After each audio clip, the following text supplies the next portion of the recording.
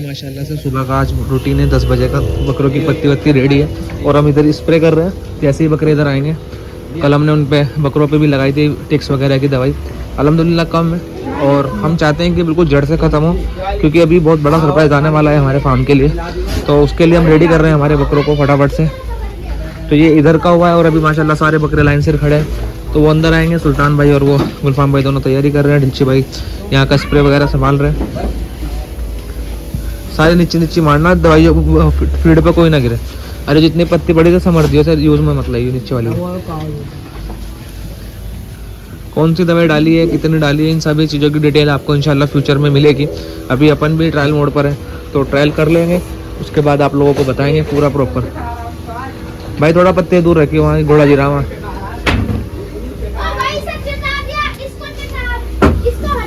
और ये वहाँ पर माशाल्लाह से बरबरों का चल रहा है अभी। ओए मारे मत किसी को भी, यो बार खा लेंगे, पेट खराब हो। ये माशाल्लाह बरबरों का मसाला चल रहा है। इब्राहिम भाई स्टार्ट कर रहे हैं मसाले का। साकिब भाई दूसरे को पकड़े हुए हैं कि ज़्यादा ना खा ले। मसाला ज़्यादा खाने से थोड़ा ध्यान रखें कि लिमिट में ही खिलाए जितना आपको बताया जाता है। 50 किलो से छोटे बकरे को 1 स्पून सुबह 1 स्पून शाम, और 50 किलो से बड़े बकरे को 2 स्पून सुबह 2 स्पून शाम। और ये हमारी पत्ती वगैरह रेडी है। दीवार बनी चाहिए ना, हाइट पे मत जाइए बिल्कुल भी, उड़ेगी। आ रही हो, उड़ेगी भाई, बहुत बड़ा जहर है। आ जाओ भाई डिल्ची भाई, गेट खोल दो भाई। सारे बड़े बकरे चले गए हैं और अभी अपन चलते हैं बच्चों के बाड़े में, और बच्चों के बाड़े में कराते हैं स्प्रे फटाफट से। सबसे मेन जगह है, बुल को खोल दे सुल्तान। ये हमारी सबसे मेन जगह है।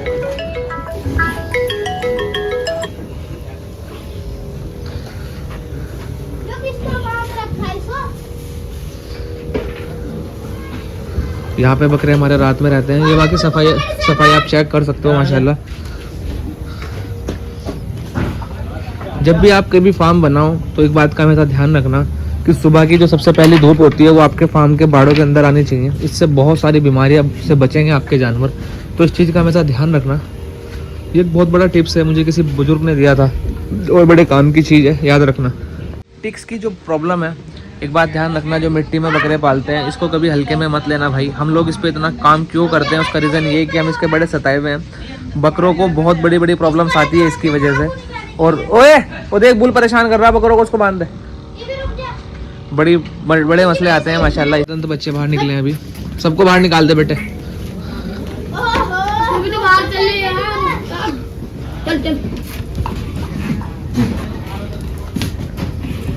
माशाल्लाह। ओ बेटे झाड़ू ले, झाड़ू निकाल फटाफट इसकी। एक टिक्स की बात करी जाए, इसको हमेशा 3-4 फीट की हाइट तक उड़ सकते हैं। और एक चीज़ और मैं बताऊं आपको, इनके साथ जैसे हम लोग डिवॉर्मिंग करते हैं, बकरों के जो इंटरनल टिक्स वगैरह होते हैं जो पेट के अंदर होते हैं, लीवर वगैरह के, उनको मारने के लिए हम लोग जब भी डिवॉर्मिंग करते हैं अलग सॉल्ट से करते हैं। यानी कि एक बार हमने डिवॉर्मिंग करी एल्बोमार से, दूसरी बार हमने नीलजान से कर दी। हमने हर बार ना सॉल्ट चेंज कर दिया। उसका रीज़न ये रहता है कि एक बार जो टिक्स, जो अंदर इंटरनल टिक्स होते हैं, एक बार जिस चीज़ से मरता है दूसरी बार उसके अंदर उतनी इम्यूनिटी आ जाती है कि वो उससे नहीं मरता। आई थिंक मुझे ऐसा लगता है कि जो उड़ने वाली टिक्स हैं ये भी कुछ ऐसे ही है। हम लोग इन पे फ्लूमेथ्रिन डाल रहे हैं तो ये कुछ टाइम तक फ्लूमेथ्रिन से ख़त्म हो जा रहे हैं। उसके बाद जब इनके अंडे बाहर आ रहे हैं, बच्चे आ रहे हैं, वो फ्लूमेथ्रिन को प्रोटीन की तरह यूज़ कर रहे हैं और उससे नहीं जा रहे। तो ये एक बड़ी समस्या होती है। हम लोग यहाँ पर मिट्टी नहीं डलवा रहे हैं। इसका सबसे बड़ा समाधान ये है, देखिए अगर आप कच्चे में बकरे पालते हो तो जो आपकी मिट्टी है उसको टाइम टू टाइम चेंज करें। हम क्यों नहीं चेंज कर रहे ये आपको आगे पता लग जाएगा, बट आप लोग इसको चेंज करते रहे। इसकी मेरे हिसाब से मैक्सिमम टाइमिंग 20-25 दिन होती है। उस दौरान आपको अपने यहाँ की मिट्टी चेंज करनी पड़ेगी ताकि आपके फार्म पर या आपकी जगह पर जानवरों को कोई मसला ना हो। पर कोटे को मसाला दे रहे थे और देखिए कितने बच्चे उसके बारे में घुस गए। इसको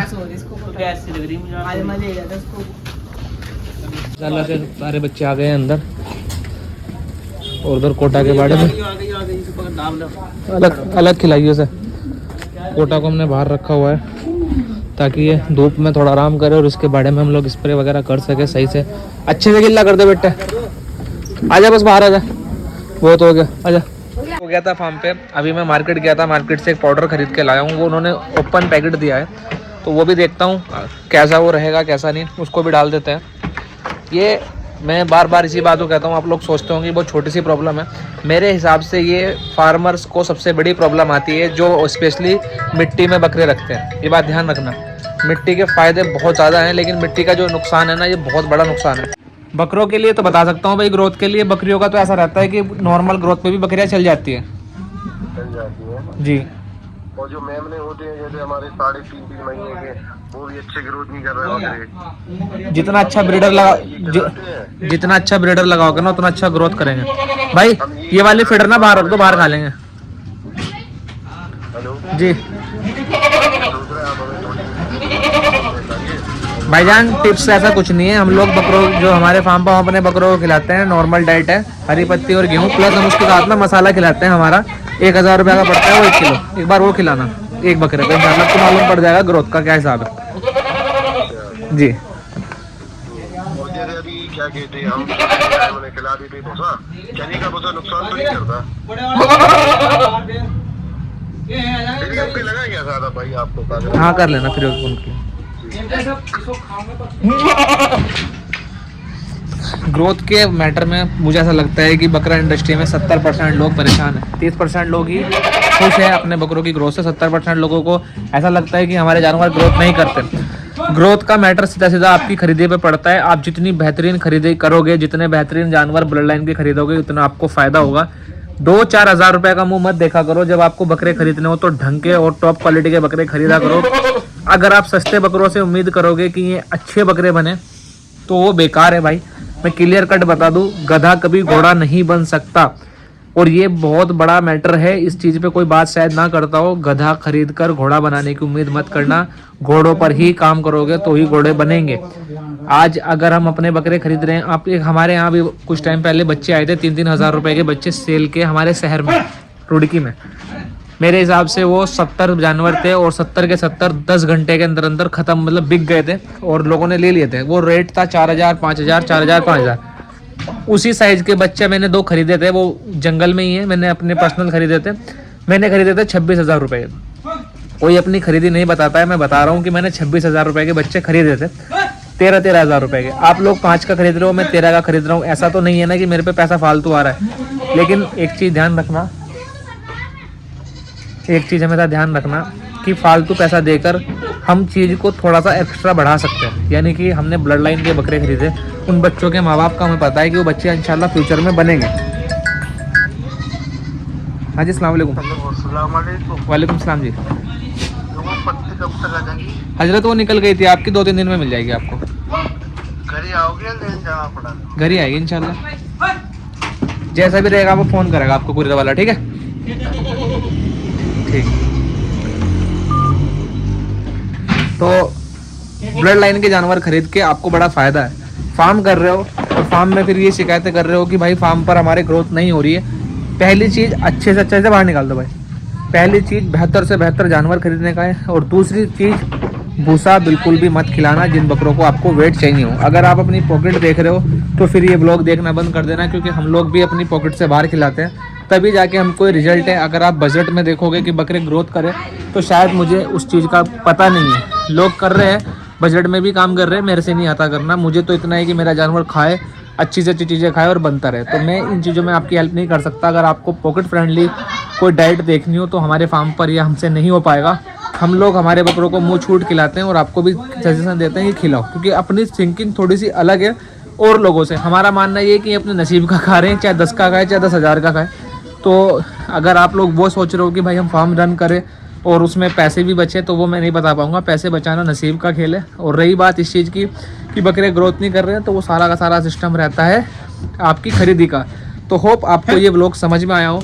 आज हमारी मेन लड़ाई थी बकरों के टिक्स वगैरह से, प्लस आपको डाइट का थोड़ा सा बताना था। एंड इसके अलावा एक मेरे पे मेल आया था किसी भाई का। वो मेल पे उन्होंने मेरे से पूछा था कि जो आप लोग अपने फार्म पर मसाला यूज़ करते हो, जो तुम सेल कर रहे हो, इसमें कोई केमिकल तो नहीं है? लाइक जैसे चिकन को बहुत जल्दी बड़ा करने के लिए चलता है, तो भाई हमारा जो मसाला है टोटली आयुर्वेदिक है। इसमें हम लोग कुछ भी केमिकल नहीं डालते। आप लोग इसका लैब टेस्ट करा सकते हो और अल्हम्दुलिल्लाह अभी तक इसके पूरे इंडिया में चल रहा है, कहीं पर भी कोई साइड इफेक्ट नहीं है। हमारे फार्म पर भी है माशाल्लाह, 3-4 साल से कंटिन्यू चल रहा है, तो इसका 0 साइड इफेक्ट है। इसका फ़ायदा इतना मिलता है कि जब जानवर इसको कंटिन्यू बेस पे खाते हैं तो उनकी इम्यूनिटी भी बहुत अच्छी रहती है। और बड़ी बड़ी अगर अल्लाह ना करे कोई बीमारी भी आ जाए तो उसमें भी जानवरों को इतनी ज़्यादा जान रहती है कि वो रिकवरी बहुत जल्दी ले लेते हैं।